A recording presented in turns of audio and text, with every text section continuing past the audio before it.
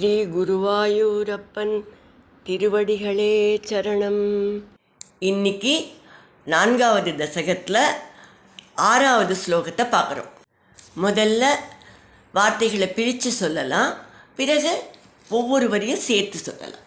தியாயதாம் சகல மூர்த்திமீத்ருஷீம், தியாயதாம் சகல மூர்த்திமீத்ருஷீம், உன்மிஷன் மதுரதாம் ஹிருதாத்மனாம், உன்மிஷன் மதுரதா ஹிருதாத்மனாம், சாந்திரமோதரசரூபமாந்தரம், சாந்திரமோதரசரூபமாந்தரம், பிரம்மரூபமயி தேவ பாசதே, பிரம்மரூபமயி தேவ பாசதே.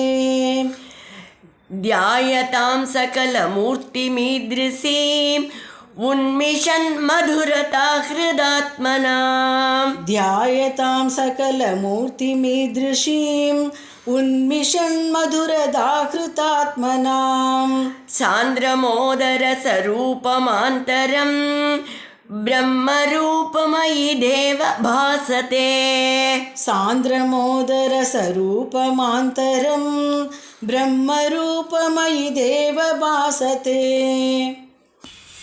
இப்போ நாம் இந்த ஸ்லோகத்தோட வார்த்தைகளை பிரித்து அர்த்தங்களை பார்க்கலாம். ஐதே, ஹே குருவாயூரப்பா, ஈத்ருஷீம், இப்படிப்பட்ட சகல மூர்த்திம், உங்களுடைய சகல ரூபத்தை, அதாவது கண்கொண்டு காணும்படியான ரூபத்தை, தியாயதாம், தியானிப்பவர்கள், உன்மிஷன் மதுரதா, அதன் இனிமையை அனுபவித்து, ஹிருதாத்மனாம், அந்த இனிமையால் கவரப்பட்ட மனங்களை உடையவர்களாக ஆகிறார்கள்.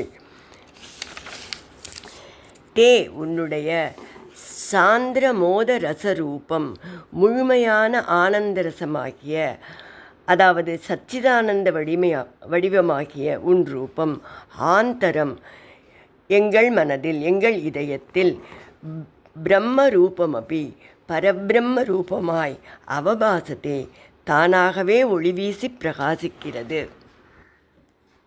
தியாயதாம் சகல மூர்த்திமீத்ருஷீம், உன்மிஷன் மதுரதா ஹிருதாத்மனாம், சாந்திரமோதரசரூபமாந்தரம், பிரம்மரூபமயி தேவ பாசதே.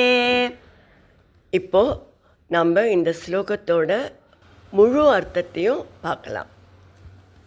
இப்படி சகல மூர்த்தியாக, அதாவது கண்கொண்டு காணும்படியாக பிரத்யக்ஷமாக இருக்கின்ற குருவாயூரப்பனுடைய விக்கிரகத்தை, திருமேனியை தியானிப்பவர்கள் அதன் இனிமையில் ஆழ்ந்து போகிறார்கள்.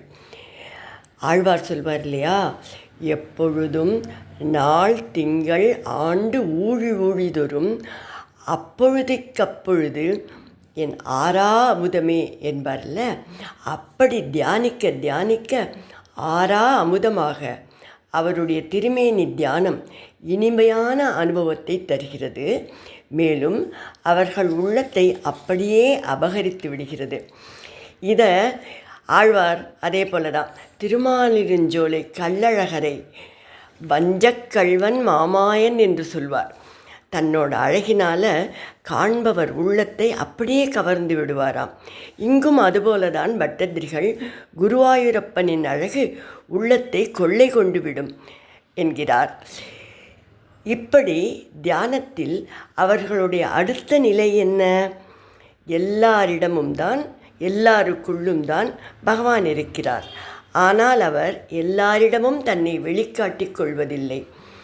பக்தி யோகத்தில் ஈடுபட்டு மேற்சொன்னபடி தியான ஆனந்தத்தில் ஆழ்ந்திருப்பவர்களின் இதயத்தில் அங்குஷ்ட மாத்திரமாக கட்டை விரல் அளவு ரூபத்துடன் ஒளிவீசி பிரகாசிப்பதாக வேதங்களும் ஆச்சாரியர்களும் கூறுகிறார்கள்.